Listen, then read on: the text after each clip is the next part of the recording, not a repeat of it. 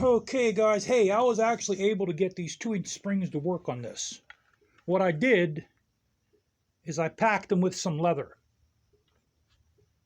And what that does is when it compresses, they don't bottom out. And we gave that a little shot of paint. So that is on eBay right now, but so far nobody's looked at it, so I'm going to probably keep it. I also took off the visors.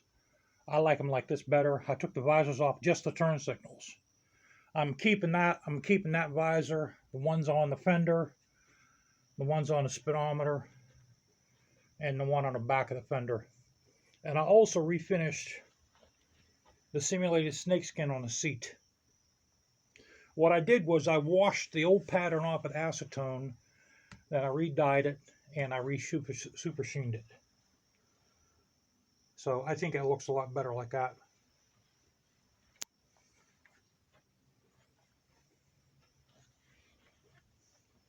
Now, also what I wanted to hip you guys to, I don't know if you guys ever tried this.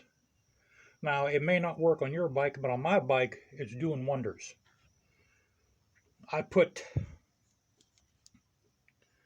about half of this measurement, about right there. I put that amount in to a full tank of gas in a big dog, and I mean, I'll tell you what, this is running better than ever. It's running like a top right now. It starts easy, has a little bit more power.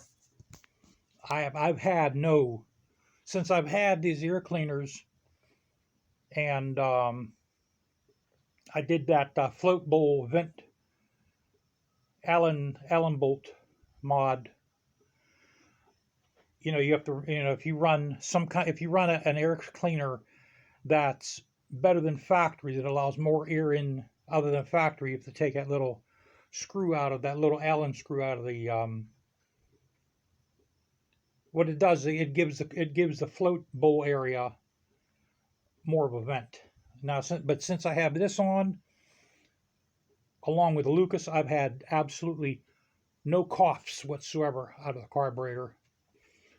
Also, what I did too, even though I have electronic compression releases, when I start the motorcycle up, I hold these down for 10 seconds. The Lucas fuel treatment, what it does, it cleans my compression releases out. Even though they're electric, I know they're electric. But every once in a while, I'll still hold these guys down for like 10 seconds, and that cleans them out. I've had no problem starting this whatsoever. It starts with ease every single time. Now, you may want to try this, or maybe you guys don't want to, but this is doing wonders for this bike. And I'm not going to use it all the time, but every once in a while, I'll put a little bit of this in. And for me, that's working wonders. So right now, the big dog here, guys, is running like a top. It's actually running better than ever. And I'm going to keep it. I'm not selling it. Maybe on down the line, we'll get a high level paint job put on this. I want to keep the silver. I'm thinking maybe purple ghost flames, or maybe some kind of silver ghost flames. So if I can get, like, that might look blue to you guys, but it's purple. Right now I don't have the money to do the flames on these, because it's probably going to be a couple $1,000, maybe $2,500.